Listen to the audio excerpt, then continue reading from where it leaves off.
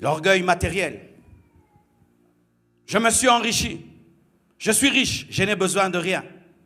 Je ne suis pas contre la prospérité, mais je suis contre un message de prospérité mal prêché. La prédication du message de la prospérité a amené une sécheresse spirituelle dans l'église américaine. Au point où aujourd'hui, c'est difficile même de prendre certains d'entre eux, leur dire, viens prêcher en Afrique, il va te coûter 100 000 $. Alors que lui s'est converti gratuitement. Il faut que tu vires dans son compte en banque 100 000 $ pour qu'il vienne donner une prédication. C'est de l'escroquerie. Tu auras une voiture, tu auras une maison. Oui, cela est important, mais cela n'est pas basique. La Bible dit, cherchez premièrement le royaume de cieux et sa justice, et le reste sera donné par-dessus. Et vous devez savoir ceci dans la vie. Il y a le temps pour patienter, il y a le temps pour souffrir. La vie chrétienne est une formation. Ce n'est pas que tu te convertis aujourd'hui et tu auras tout du coup. Et ce n'est pas tout le monde qui sera millionnaire, ce n'est pas tout le monde qui sera milliardaire, mais Dieu verra que tu ne manques de rien. Si chaque fois nous devons prêcher maison, voiture, nous sommes des idolâtres, nous sommes des matérialistes. Et ainsi, nous jugeons la spiritualité des gens à l'église en fonction de ce qu'ils ont. Si tu es riche, donc tu es délivré, archi faux. Il y a des riches qui sont possédés, des riches qui sont possédés. Et si tu es pauvre, tu es maudit. Mes frères et sœurs, je vous dis, les apôtres n'étaient pas riches, mais c'était des hommes remplis du Saint-Esprit. On juge la grandeur d'un homme de Dieu en fonction de son compte en banque, en fonction de son jet, en fonction de sa veste, en fonction de sa cravate. Vous aurez, on vous prêche les poches au lieu de vous prêcher les cœurs. Alors que la Bible dit, je souhaite que tu prospères à tous égards, comme prospère l'état de ton âme. La prospérité doit commencer à l'intérieur, avant de se manifester à l'extérieur. Et la priorité de Dieu, ce n'est pas de remplir ton compte en banque, c'est de remplir ton cœur.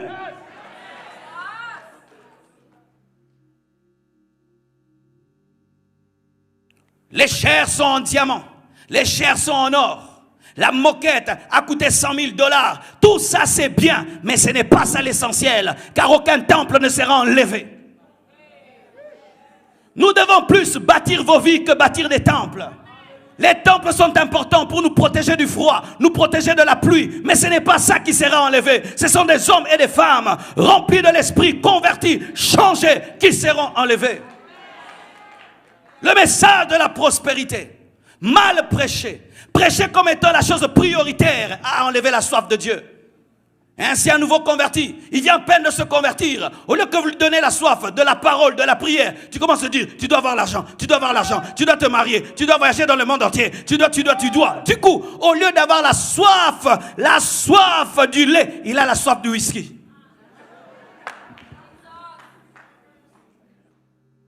Béni soit Dieu, nous, pour les temps où nous nous sommes convertis.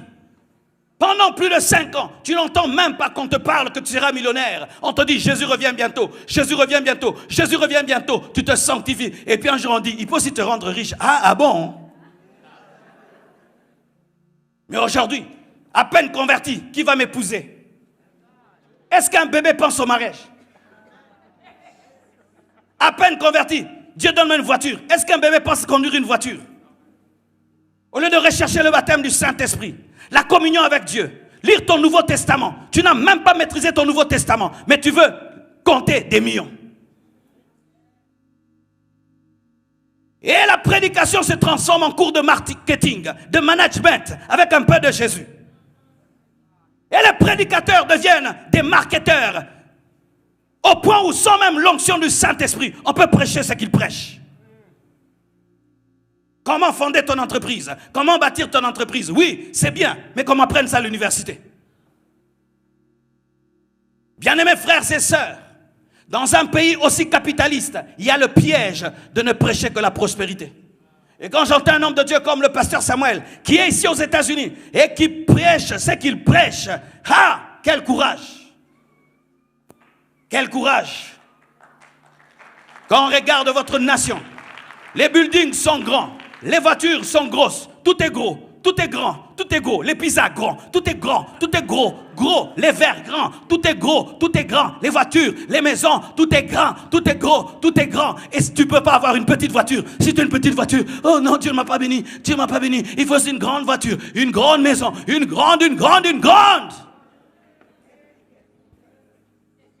Le matériel ne remplira jamais ton cœur.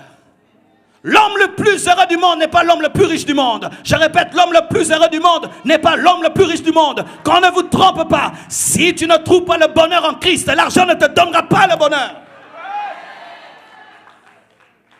Ce n'est pas que je suis contre la richesse. J'ai besoin d'argent pour être une source de bénédiction. J'ai besoin d'argent pour servir Dieu. Mais l'argent n'est pas mon maître. Je ne pense pas à l'argent le matin. Je pense à Jésus le matin. Mais aujourd'hui, les chrétiens pensent à l'argent dès le matin. Le matin, ils pensent à l'argent.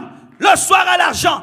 À la nuit, à l'argent. Ils rêvent même l'argent. Ils comptent l'argent en rêvant.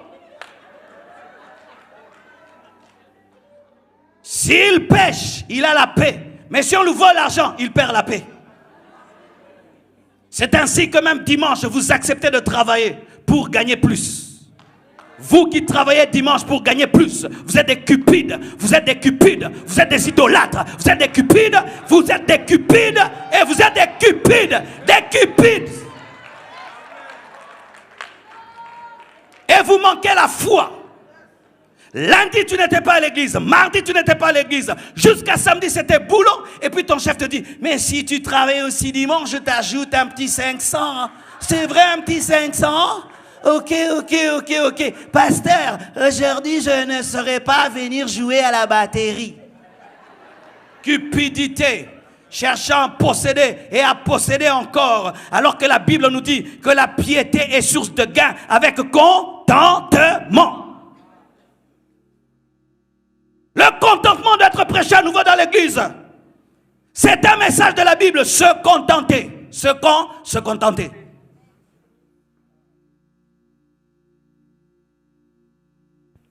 Tu viens à l'église et tu regardes combien j'aurai, combien je posséderai. Si tu es dans une église qui a des fausses doctrines, mais tant que tu te retrouves financièrement, tu y restes. Tant que tu as l'argent, tu y restes. Tant que tu as des relations qui te donnent l'argent, tu y restes. La cupidité. C'est ce qui fait qu'aujourd'hui, les jeunes prédicateurs pensent au ministère en termes d'argent, en termes de prospérité, en termes de veste, en termes de cravate. J'aimerais devenir pasteur. Pourquoi? Ça permet de bien s'habiller. Ça permet d'avoir des belles maisons. Ça permet d'avoir ceci, d'avoir cela. Frères et sœurs, si tu sers Dieu pour la veste, deviens seulement un sapeur.